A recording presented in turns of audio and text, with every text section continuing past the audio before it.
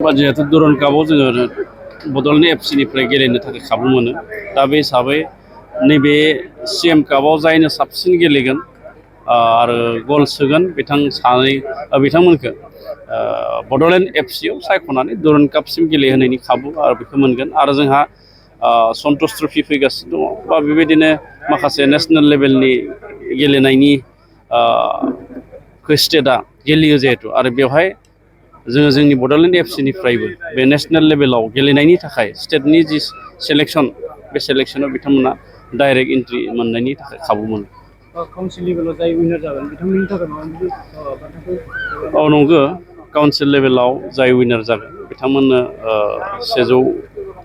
150 लाख एबा 1.5 लाख बिथांमोननो रांखान्थि बान्था होनाय जागोन आरो गल्ड मेडेल आरो बेनिफ्राय जायफ्रा रानार्स आप जागोन बिथांमोननो 75,000 लोगोसे बिथांमोननो रुफानि मेडेल आरो थामथि बान्थानि थाखायबो जोङो बेहाय राहा दोननाय जादों। थामथि बान्था बिथांमोनाबो ब्रन्जनि मेडेलजों लोगोसे रांखान्थि बान्था मोनगोन आरो साफ्रोमबो गेलेगिरि बिथांमोना जोंनि काउन्सिल सरकारनिफ्राय गांफा गांफा सार्टिफिकेट मोनो।